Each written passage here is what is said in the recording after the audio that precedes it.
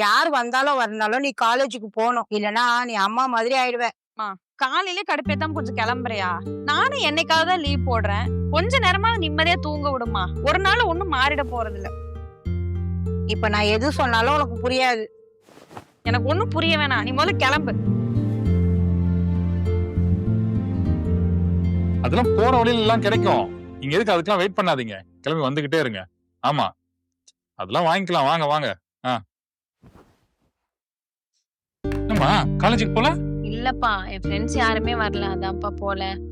சரிடா தங்கம், போய் கிளம்பு. நம்ம எல்லாரும் இன்னைக்கு கோயிலுக்கு போறோம். கோயிலுக்கா? யார் யாரெல்லாம் வராங்கப்பா? நீ, நான், அம்மா, தாத்தா, பாட்டி, அப்புறம் ஊர்ல இருந்து ஒரு சித்தப்பாலாம் வராங்க. அம்மா என்கிட்ட இத பத்தி சொல்லவே இல்லையே. அம்மா கிட்ட நான் இனிமே தான் சொல்லவே போறேன். என்கிட்ட கூட சொல்லல. நீ காலேஜுக்கு போலன்னு இப்பதான் அப்பா கிட்ட சொல்ற. ஏன்பா முன்னாடியே சொல்லல? அம்மா மதியத்துக்கும் சேர்த்து சமைச்சிட்டாங்கப்பா. அத விடுமா. உங்க சித்தி அவங்க ஆபீஸ்ல 2 நாளா லீவ் கேட்டு இன்னைக்கு தான் ஓகே இருக்கு. அதனால இன்னைக்கே கோயில் போயிட்டு வந்துடலான்னு கிளம்பி வந்துட்டு இருக்காங்க. நீ டைம் வேஸ்ட் பண்ணாம சீக்கிரம் கிளம்பு. போ. சரிப்பா. ஏண்டி என்னங்க? சொன்னது கேட்கல? சீக்கிரம் ரெடி ஆகு. ரெடியா வரக்குள்ள ஃபங்க்ஷனே முடிஞ்சிடும் போல இருக்கு. ஏங்க, நேத்தே ஒரு வார்த்தை சொல்லியிருந்தீங்கன்னா வீட்டெல்லாம் சுத்தப்படுத்தி வச்சுப்பேன். ஏன் நீ வீட்டுல தானே இருக்க? வீட்டை சுத்தமா வச்சுக்கணும் தெரியாது? சீக்கிரம் சுத்தம் பண்ணிட்டு கிளம்பு.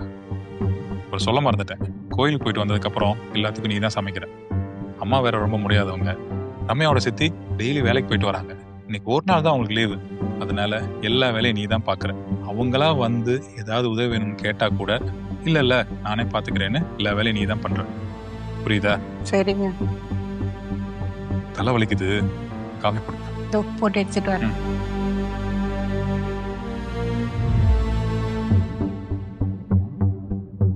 ஏண்டி கோவிலுக்கு கிளம்ப எவ்வளவு நேரம்? சீக்கிரம் ரெடி ஆகு.